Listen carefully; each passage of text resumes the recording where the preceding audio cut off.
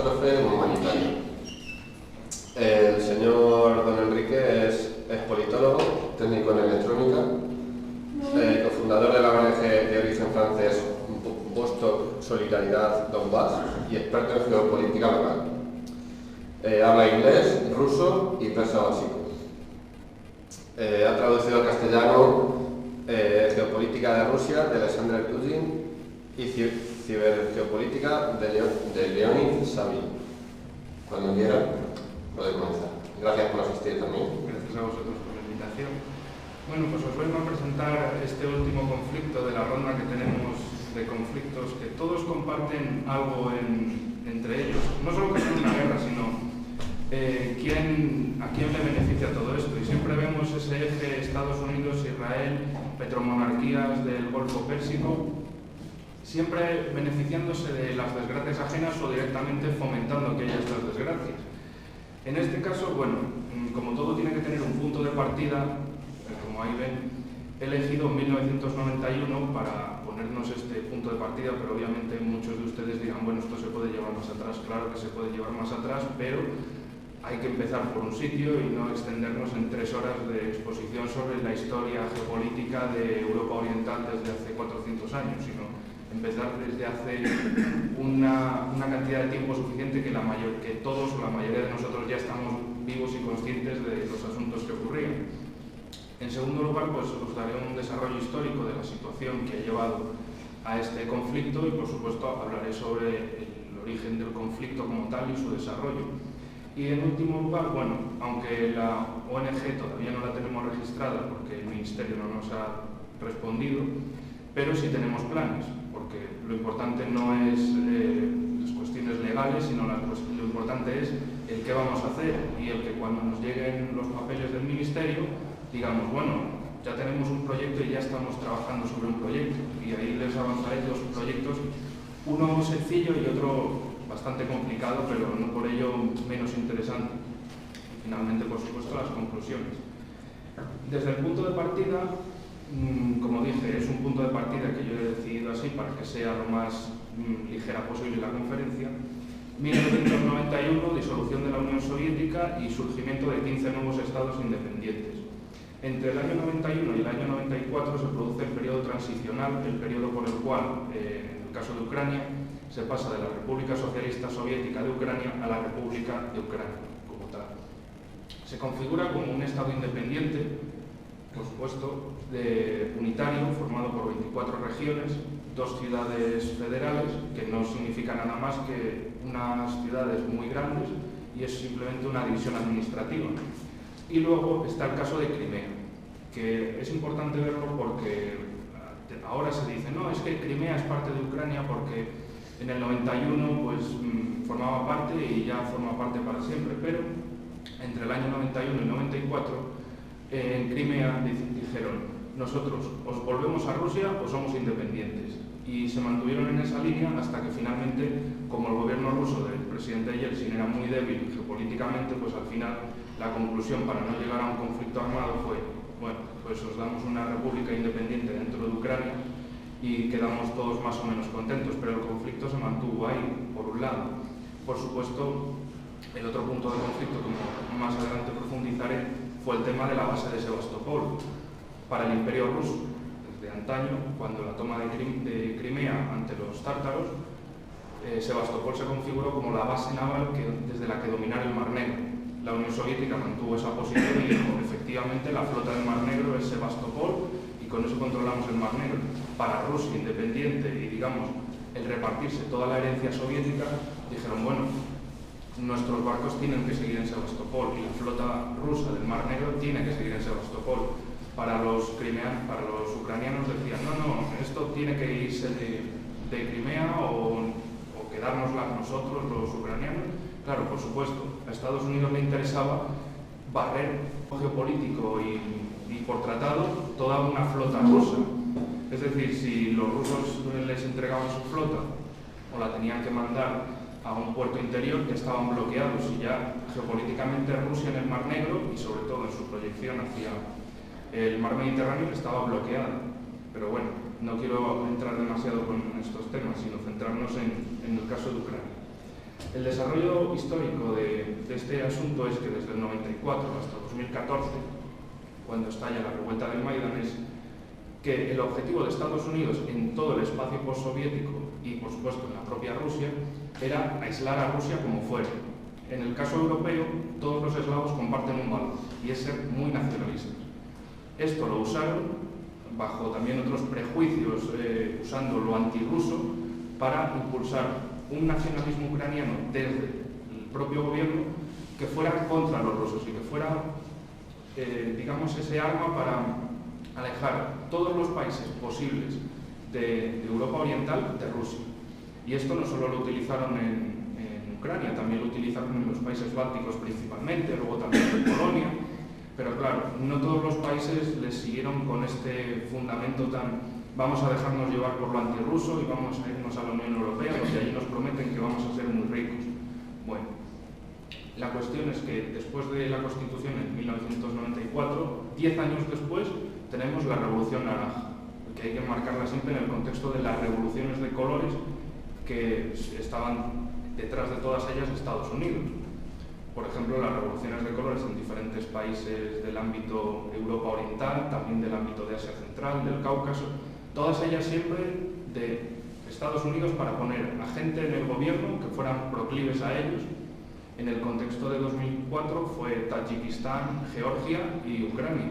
Todos estados de ese ámbito y que fueran gobiernos que le debieran total y absoluta sumisión a Estados Unidos y sobre todo que tuvieran dos condiciones: dadnos sitios para bases militares americanas y quitad a los rusos de allí.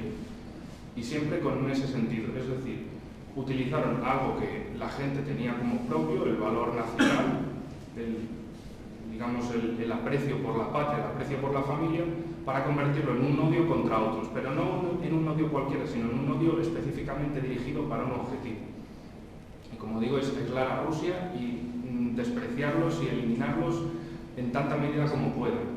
En la Revolución Naranja de 2004, lo que tenemos es a un club de políticos que entonces parecían desconocidos, pero tanto en 2004 como en 2014 siempre han vuelto y siempre están desde el mismo lado de Ucrania tiene que mirar hacia Estados Unidos, Ucrania tiene que pasar de Rusia, o Ucrania tiene que atacar a Rusia, hacer tanto como pueda, pero alejarse de Rusia.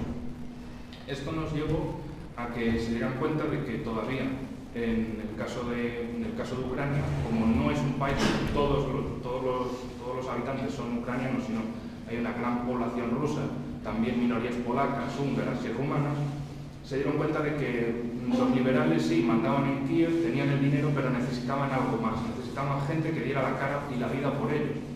Y siguieron fomentando más nacionalismo ucraniano, que hubiera más violencia, que hubiera más ataque contra cualquier cosa que fuera interés ruso.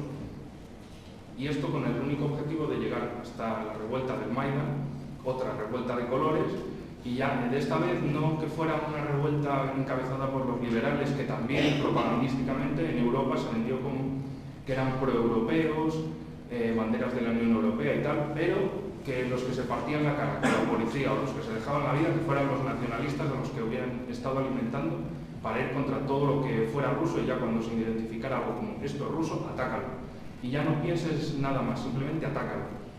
Claro, la cuestión de eso es, en el caso de Europa Oriental con los eslavos es nacionalismo, pero en el caso de Oriente Medio, Norte de África es islamismo, y también coge islámicos y diles no, es que Occidente te odia, tienes que atacar a estos gobiernos. O sea, siempre buscar lo que predomina ahí, radicalizarlo y convertirlo en una especie de clubs de soldados especializados para cuando se identifica algo como enemigo, atácalo y no pienses más.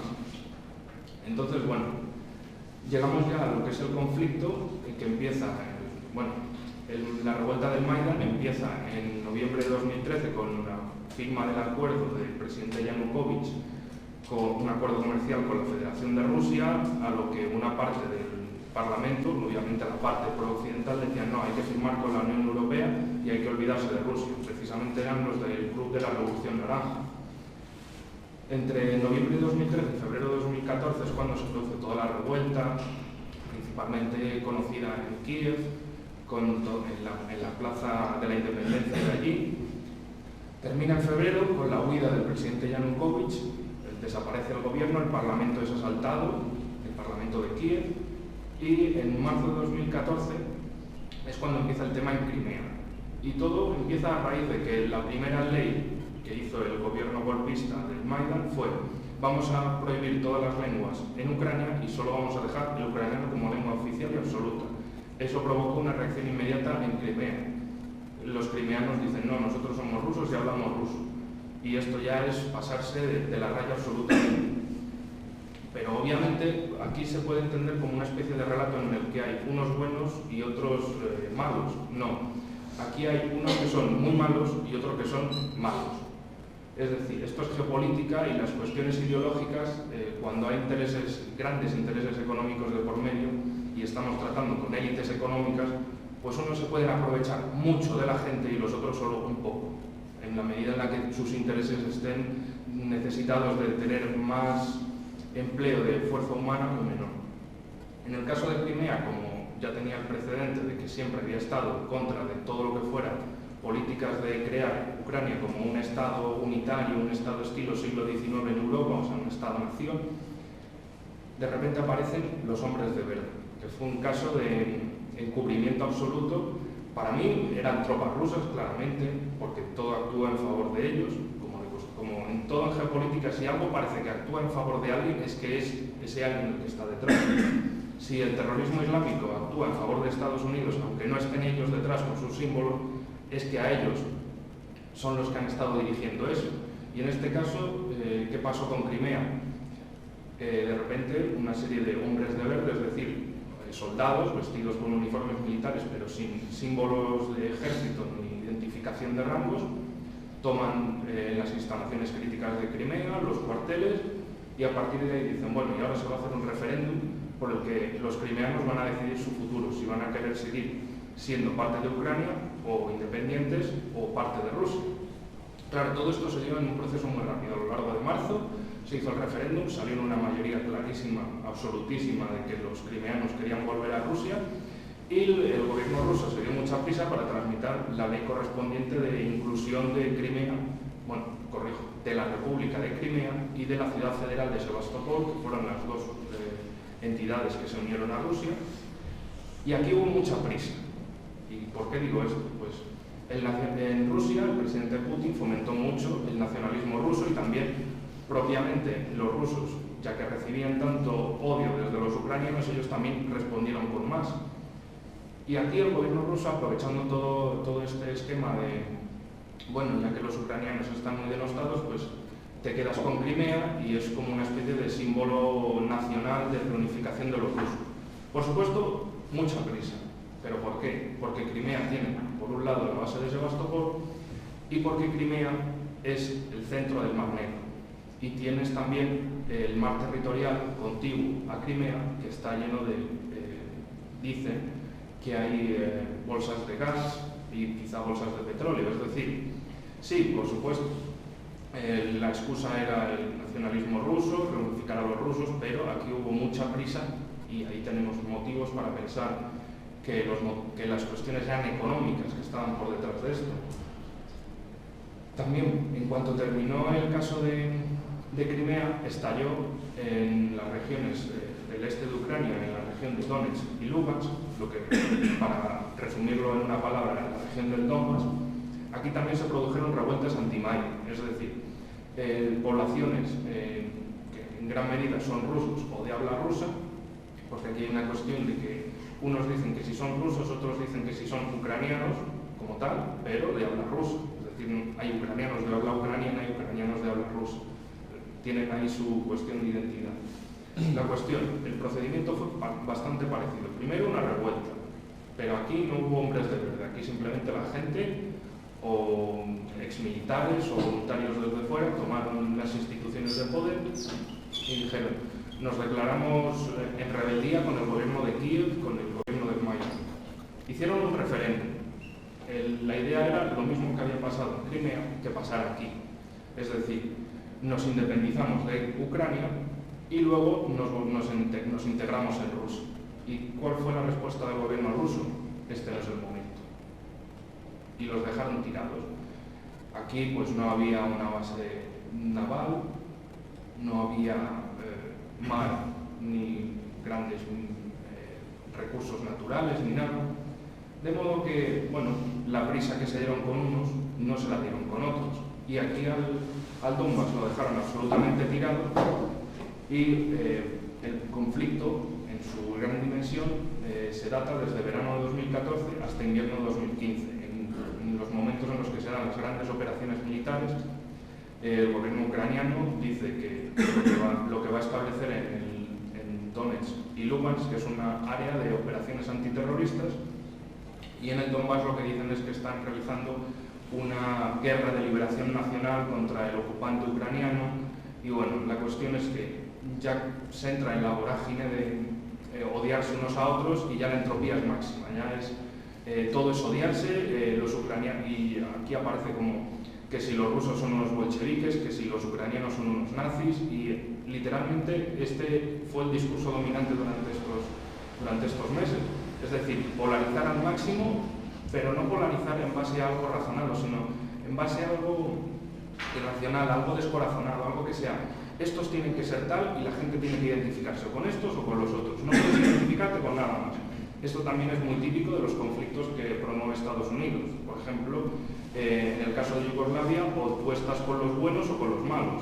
Los buenos son unos, los malos son otros. Y categorizar en base a prejuicios o diferentes historias de los momentos pasados, pues decir, no, es que por ejemplo los ucranianos, los de ahora son los mismos que los del ejército de liberación ucraniana de la Segunda Guerra Mundial, que estaban con los alemanes, que estaban con el ocupante, y nosotros somos los que estamos con Rusia, con la Unión Soviética, y somos los que estamos liberándonos del invasor, del ocupante. Es decir, echar mano de cualquier cosa que sirviera de leño para este incendio. Entonces tenemos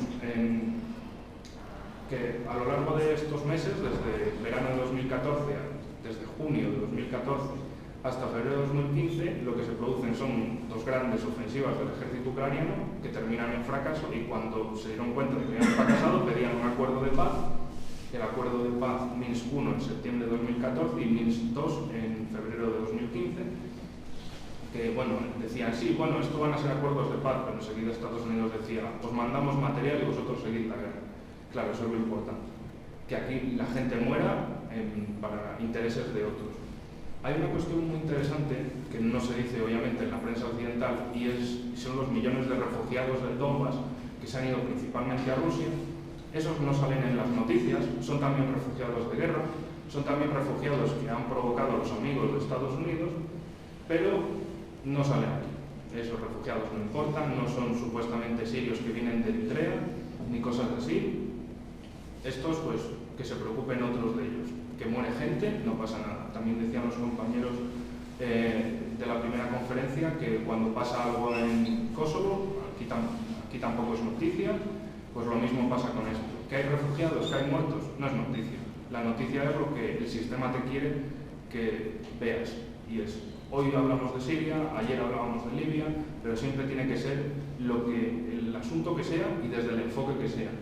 Aquí no se preocupan en los medios de, bueno, es que tal vez la guerra aquí a la gente se le fue la mano o hubo demasiada tendencia al odio, y no pensaron que tal vez para todos en sí, desde ambos lados, se estuvieran metiendo, por así decirlo, en un berenjenal impresionante, y que la guerra al final tenemos, por así decirlo, una segunda Yugoslavia. Es decir, me han dicho que tú me odias, no, tú me odias más, no, pues aquí los tuyos han matado a uno de los míos, no, es que los vuestros mataron a uno de...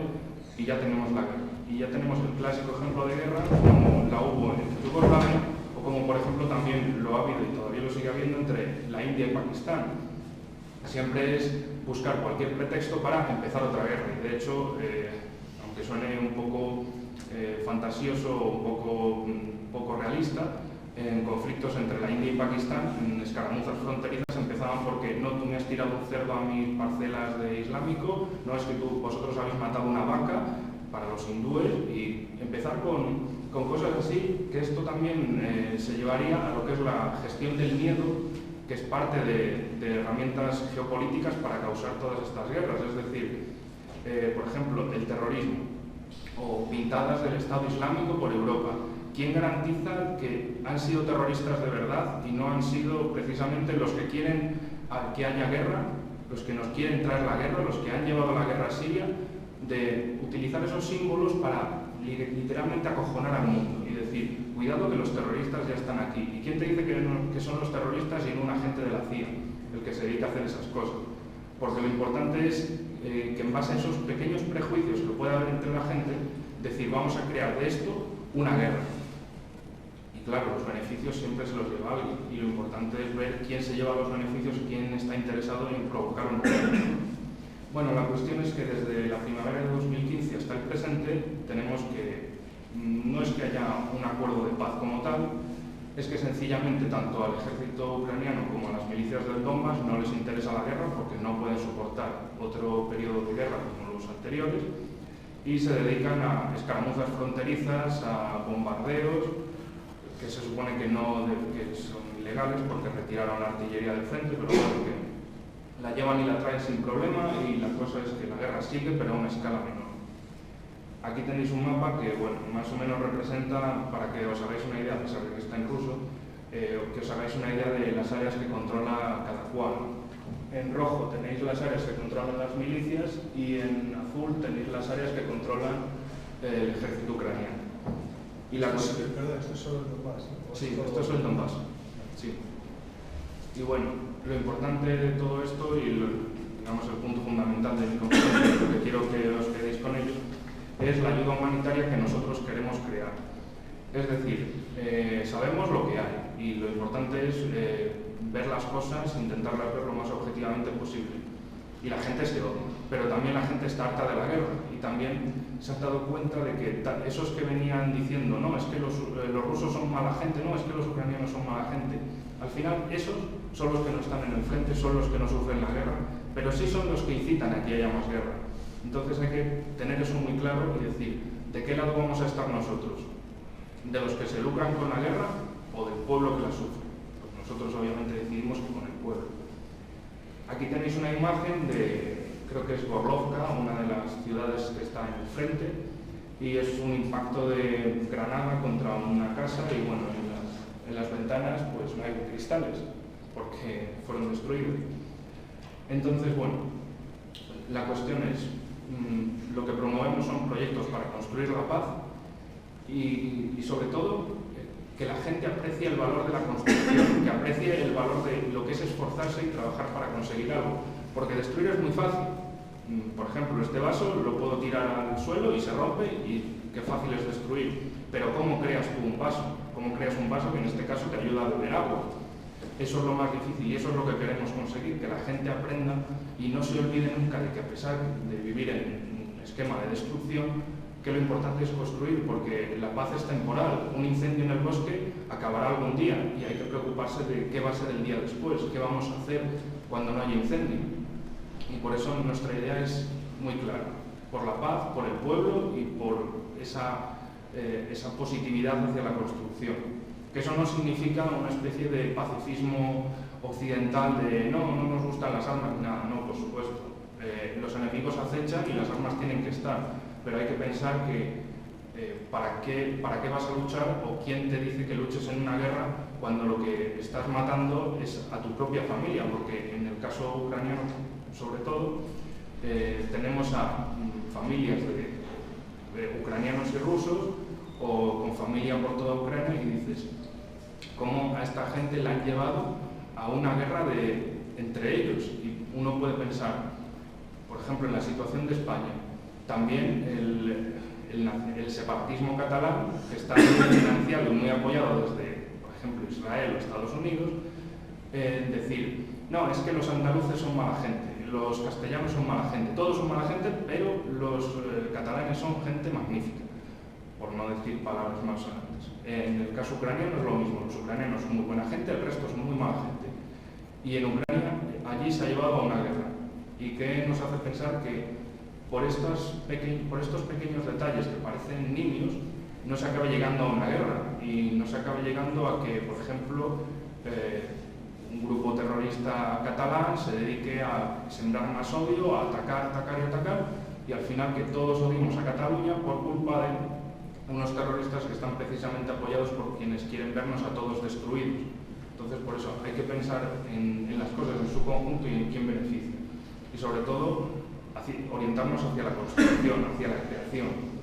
Aquí tenéis unas imágenes de la guerra, están de uno y de otro lado, porque nosotros no somos una ONG que queremos trabajar con un lado, nosotros trabajamos con el pueblo está a ambos lados de la frontera de guerra, y esa es nuestra idea. Nosotros no buscamos ni ponernos del lado de los que unos dicen que son los buenos o los que otros dicen que son los buenos.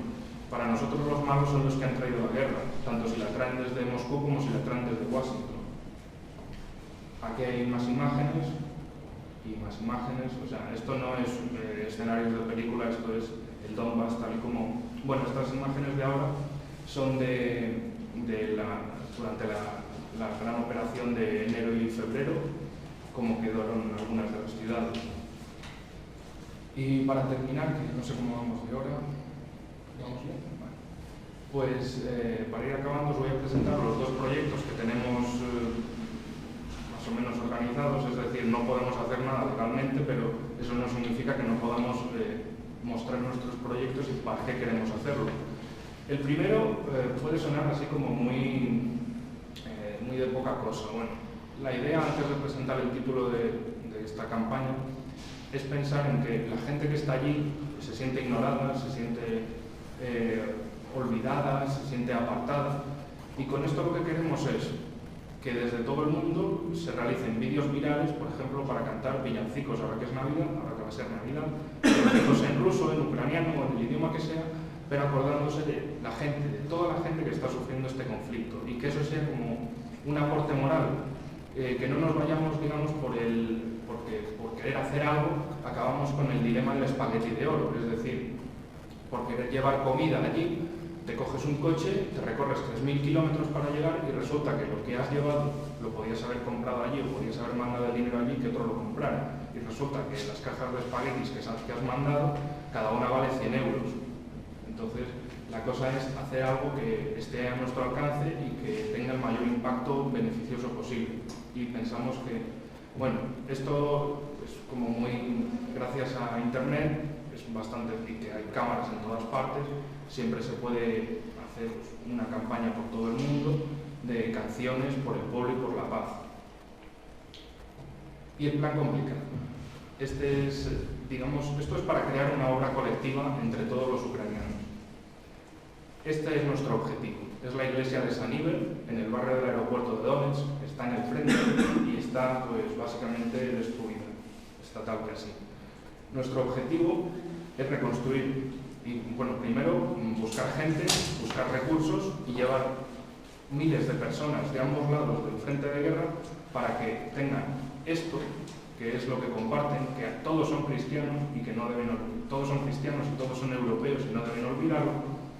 Y esto que sea como una obra colectiva que hagan todos para decir, bueno, aquí hay unos que nos traen la paz y nosotros nos vamos a traer, aquí hay unos que nos traen la guerra y nosotros lo que vamos a construir es la paz. Y que sea esto como un símbolo que no está, digamos, elegido aleatoriamente o sin pensar. El barrio del aeropuerto de Donetsk fue entre enero y febrero de 2015 una zona de gran intensidad de los conflictos entre las milicias y el ejército ucraniano. De hecho, este es el barrio del aeropuerto. Es sencillamente como una película de guerra, pero no es una película de guerra, es Donetsk. Es una ciudad europea. Y lo que queremos es que en todo el Donbass, principalmente, se aúne para decir, bueno, más allá de los que nos han traído la guerra, nosotros vamos a traer la construcción, vamos a crear y vamos a utilizar algo que nos une, el cristianismo, en el caso del Donbass, sobre todo el cristianismo ortodoxo, y vamos a decir, lo que se ha destruido por la guerra lo vamos a construir nosotros, el pueblo, más allá de cuestiones políticas y más allá de cualquier otra cosa. Lo importante es el hacer algo colectivo y el demostrar que unos pueden traer la guerra por un lado y otros por otro, pero ellos, si quieren parar la guerra, la pueden parar, y pensamos que con esto sí puede ser esa primera obra colectiva para decir, ya estamos hartos de guerra y vamos a empezar por aquí para parar todo esto. está el nombre, el monasterio de San Iber, y todo lo demás ya os lo he dicho. Aquí están las fotos y bueno, aquí podéis ver pues la zona del aeropuerto, que es absolutamente zona de guerra, todos los edificios están destruidos, y lo que queremos es empezar por esa zona, digamos esa zona cero, y empezar a que la gente reconstruya, y desde ambos lados, no que sea una cosa de unos o una cosa de otros, sino que sea una obra colectiva de todos, y que todos digan, mira, esta guerra ha sido demasiado, pero podemos pararla hoy y que esto no acabe como Yugoslavia. Entonces, en conclusiones, pues que hay que tener en cuenta las guerras que están provocadas por élites económicas. Básicamente, hay que entender tanto el conflicto en Kosovo, como en Siria, como en Libia, como en el Donbass, como en otros conflictos menos conocidos en el mundo, por ejemplo en Nigeria también. Todos estos son conflictos de élites económicas, no son conflictos de que hay unos musulmanes o unos comunistas o unos nacionalistas o tal, no. Aquí hay conflictos de élites económicas y lo que buscan es, si hay algo mayoritario en una zona, promociónalo y financialo hasta llevarlo al punto de que sean locos armados y que a partir de ahí se ataquen y siempre vayan en dirección de la guerra que más beneficia principalmente al eje Estados Unidos, Israel, petromonarquías del Golfo Pérsico. Por otro lado, también hay que tener en cuenta que Estados Unidos, sobre todo se ve muy claro en el tema de Yugoslavia, fomenta rivalidades entre nosotros. Es decir, no, es que los polacos son mala gente, todos tienen que odiar a los polacos. No, es que los españoles son unos vagos, todos tienen que odiar a los españoles. Es decir, todos los tópicos que nos dan desde fuera nos los acabamos creyendo y acabamos actuando en base a esos intereses. Si, por ejemplo, Israel o Estados Unidos apoyan un tanto al separatismo catalán y nosotros nos dejamos arrastrar por vamos a ser anticatalanes, al final les estamos dando la razón y les estamos haciendo la campaña. Lo que tenemos es que luchar contra eso y decir, nosotros, castellanos, asturianos, andaluces, toda España no quiere eso, y sobre todo que haya catalanes que no quieran eso. Es decir, la guerra nunca se habrá llevado a cabo porque nosotros la hemos parado como tal, porque podemos pararlo, pero siempre desde la fuerza, por supuesto, no desde una especie de vamos a ser los hippies que vivimos en Disneylandia y solo hablamos de por la paz, sino el poder solo negocia con el poder, solo entiende de fuerza, y si no somos fuertes nunca podremos conseguir nada, aunque lo que sea es construir la paz. La paz también, como decían los romanos, si quieres paz prepara la guerra. Si quieres paz aquí es ser fuerte, no te dejes embaucar por falsas promesas o por cosas que te digan hay gente que te odia, hay gente que no te odia, hay gente que le caes bien, que no le caes bien, sino buscar el conocimiento y buscar el acuerdo y siempre tener en cuenta eso, que las guerras siempre las van a traer élites económicas que no están nunca en la línea del frente, que cuanto más te dicen ataca, odia, es cuanto más lejos están esos que te mandan a ello. Claro, por un lado están, en el caso del Donbass, está una élite, la élite del Maidan en Kiev, que esos son los que instan a la guerra, los que ya llevan por el sexto reclutamiento forzoso de hombres en Ucrania, que esto tampoco lo dicen en los medios, por supuesto, pero también produce sus refugiados de ese lado de Ucrania hacia Europa. Es decir, hombres de nuestra edad que te digan, bueno, ahora vas a pegar tiros a una guerra que nosotros hemos empezado. Pues tú dices, no, pero yo es que quiero seguir en la universidad, o quiero estudiar, o quiero trabajar. No, tú te vas a ir a una guerra y te olvidas de todo, porque nosotros necesitamos gente para esa guerra. Y los jóvenes en Ucrania huyen de Ucrania. Eso también hay que tenerlo en cuenta, son cosas que no salen en los medios, porque si no, obviamente se vería, digamos, cuando un tendero te muestra su mercancía no te muestra lo que está mal o no te muestra el engaño y te dice, no, esto es todo bonito y vendemos grandes cosas. Y sobre todo, bueno, todo lo que he dicho y que construir la paz y mirar siempre por el pueblo, mirar siempre por los europeos en nuestro caso, porque nadie nos va a venir a ayudar desde fuera si nosotros no nos ayudamos. Pero también tener en cuenta que las guerras que nosotros sufrimos aquí también las sufren otros. Es decir, que no es que seamos muy especiales o nos quieran destruir, es que directamente lo que hay es un sistema que quiere crear esclavos mundiales y con este tema de las crisis, o como se adelantaba, del arma de ingeniería de inmigración, lo que quieren es, por ejemplo, vaciar Siria, vaciar Irak, vaciar el Donbass, vaciar selectivamente lo que se designe como esto tiene que vaciarse de gente y tiene que abandonar por la fuerza o por promesas de riqueza y siempre inundar otros países. Es decir, la cuestión de la inmigración masiva no es aquí hay buenos, aquí hay malos, es aquí la sufrimos tanto los que se van como los que la reciben. Hay que tener en cuenta eso, los problemas en su globalidad, no solo en ese problema concreto entre las facciones que pueda haber, sino en todos los problemas mundiales, porque actualmente es geopolítica, es el mundo, y todos los conflictos están unidos entre sí. Y bueno, espero no haber sido muy largo, no haberos aburrido mucho y con esto acabo. Muchas gracias. ¿Hay alguna pregunta para...? Sí, yo tengo una. En cuanto a la población de Crimea, ¿qué les hace sentirse tan rusos? Que son rusos. Es que es así. O sea, sí, cuando la conquista del Imperio Ruso en el siglo XVIII lo poblaron rusos y hasta entonces siempre eran rusos. De hecho, con la Unión Soviética, la República Socialista Federativa Soviética de Rusia, así era la denominación de Rusia, en el año 54, Nikita Khrushchev, el nuevo dirigente de la Unión Soviética, de origen ucraniano, pero eso no era importante, dijo, bueno, para celebrar los 300 años de unión de Rusia y Ucrania, les vamos a regalar a los ucranianos Crimea. Y por decreto dijo, Crimea, que estaba en Rusia, va a pasar a Ucrania. O sea que formaba parte de la República Rusa, ¿no? Sí, formaba parte de Rusia. Y desde 1954 formaba parte de Ucrania, pero simplemente como ese simbolismo de que, bueno, en el año 1654 el Hetmanato cosaco firmó un tratado con el zar de Rusia, que no quería referirme a esto en la conferencia porque me parece ya irse demasiado, pero firmaron un tratado para decir, bueno, tenemos a turcos y a polacos como enemigos comunes, nos vamos a unirnos y vamos a pelear juntos. Vale, pues ya está. Y a partir de ahí es cuando Ucrania, o la tierra de la frontera, lo que estaba en el sur, se unió al Imperio Ruso, pero no una unión de nos unimos y ya desaparecemos, sino vosotros estáis ahí, nosotros aquí nos protegemos y nos ayudamos. Y esto era pues como un símbolo de decir, bueno, sí, pues nos recordamos que tenemos cariño entre nosotros, que somos el mismo país y no pasa nada, pero claro, cuando dejaron de ser el mismo país y Estados Unidos empezó a promover todo lo que fuera nacionalismo antirruso en toda Europa Oriental, ellos dijeron, no, nosotros somos rusos, que no se os olvide, que nosotros nos metieron aquí por la fuerza. Pues era una cuestión lingüística, ¿no? Sí, pero es también precisamente en comparación con España, ¿qué diferencias hay entre los diferentes idiomas de España?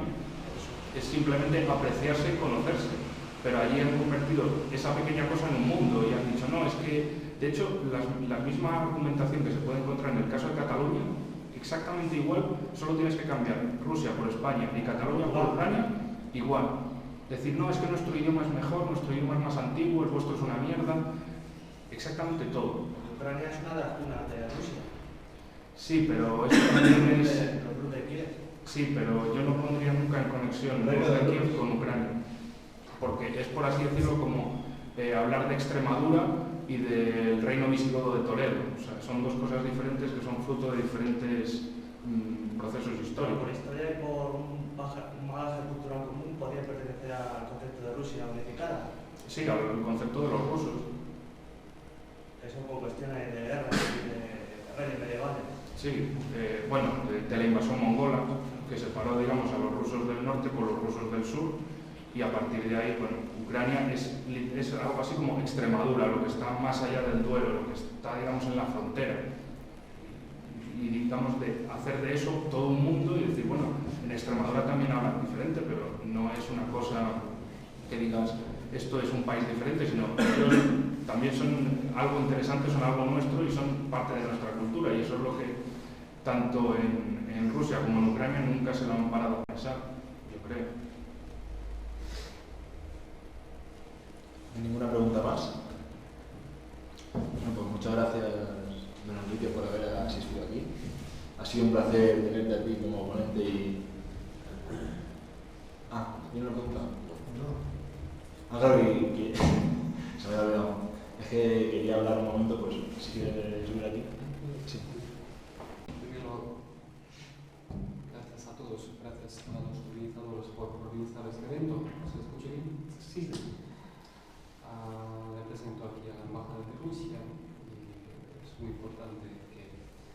invitan para que podamos hablar e intercambiar de opiniones así abiertamente como ha sido aquí. Cada ponente me pareció excepcional, empezando por Miguel. Yo me acordé de una historia personal. Un día vine a un dentista y me quejé de que me dolía un diente. Él dijo, no hay problema, ahora voy a hacerte algunas fotos y procedemos a rodar. Entonces saca una cámara así de grande y empieza a sacar fotos de toda la boca. Y digo, ¿para qué? Él me contesta, ¿te puedo tapar el dolor, pero quitar el problema? No. Es lo que hizo con su exposición tan integral, tan fuerte, tan amplia. Miguel es dar una visión muy amplia, muy íntegra de lo que está pasando en Kosovo, y no solo en Kosovo, sino también en otras regiones con problemas del mundo, como es Siria, como es Donbass. Y fue una decisión muy acertada de poner esta ponencia primera, porque luego ya tenemos un terreno muy fuerte para tener un concepto de lo que está pasando en el mundo. Muchas gracias a Roberto, que bueno, una cosa es el dolor de un diente, una otra cosa es el dolor de corazón, que la verdad lo que pasa ahí en Kosovo es una gran tragedia en pleno corazón de Europa. Lo que estáis haciendo es muy, muy importante. A Carlos no lo veo, está ahí ya. Sí, tengo que trabajar. Hizo una ponencia también impresionante, muy interesante, igual que tu ponencia, muchas gracias. Por ella, nada más dar algunas matizaciones. Primero, es importante destacar que el 22 de febrero, como resultado de las revueltas de las protestas en Kiev, tuvo lugar un golpe de Estado armado, que has mencionado a golpistas, pero nunca has acentuado este hecho, un hecho muy importante para entender el desarrollo de los sucesos ahí en Ucrania, que tuvo lugar un golpe inconstitucional de Estado cuando fue derrocado contra la Constitución de forma inconstitucional el legítimo presidente, a lo mejor corrupto, a lo mejor que tenía muchos problemas con su popularidad, pero legítimo y democráticamente electo presidente de Ucrania. Eso es lo que pasaba, con la ayuda de algunos países del Occidente. Y eso es lo que ha desencadenado todos los sucesos trágicos que hasta hoy día están sucediendo en Donbass. Has dicho también que Rusia ha dejado tirada a la gente de Donbass. Pues creo que no es del todo así, para mí no es así de ninguna manera. En lo de Crimea se han hecho, digamos, cálculos sociológicos muy precisos para entender si es una cosa que vale la pena hacer, si vale la pena hacer cápsula, ¿no?, de seguridad en esta península para dejar que el pueblo vote libremente. Así pasó que la gente pudo votar en Crimea libremente y la bastante mayoría del 97% de los crimeanos se ha pronunciado por reunificarse con Rusia. En cambio, en Donbass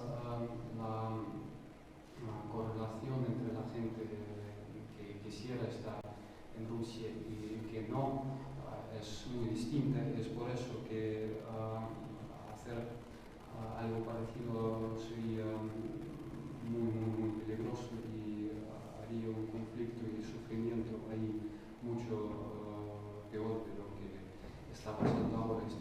Lo que Rusia está haciendo es garantizar un proceso político dentro de Ucrania con el fin de que las autoridades de Kiev y las dos repúblicas de Donbass y de Lugansk y de Donetsk lleguen a un acuerdo para formar un solo país, un país unido, un país federativo. Y una última cosa sobre si Ucrania es la cuna de Rusia. Tal como has dicho muy bien, Ucrania, el sentido de esta palabra, el significado es la frontera de que de Rusia. O sea, quiere decir que la frontera de un país puede ser la cuna de este país, es bueno, todo al revés. Algunos historiadores hasta dicen que la cuna del Estado ruso no es Kiev, sino la ciudad de Novgorod, que seguramente Yo he dicho en plural, una de las cunas. una de las cunas. Bueno, es la cuna cristiana, la ciudad de Kiev, la ciudad rusa de Kiev, digámoslo así, la ciudad eslava de Kiev. Por último, agradecer a todos los que han participado, han hecho sus ponencias, a las organizaciones, a la Universidad de Castilla-La Mancha, a CET Toledo, así se llama, y otra vez por invitarnos a nosotros, a la embajada, a la quien con tanto placer he representado aquí. Y gracias a todos ustedes. Yo quería decir, para finalizar, brevemente, la asociación es muy joven, tenemos un mes y medio, 2 meses, y sinceramente esto es un hito histórico, lo que hemos conseguido hoy al reunir tanta gente. Podemos haber reunido más, pero lo que hemos conseguido hoy, hacer que la gente se vaya interesando cada vez más, que se vaya culturizando, que empiece a formar su opinión y que empiece a pensar libremente, es solamente el principio. Si en un mes y medio hemos conseguido esto, quién sabe lo que conseguiremos a lo mejor en 1 año o en 2 años.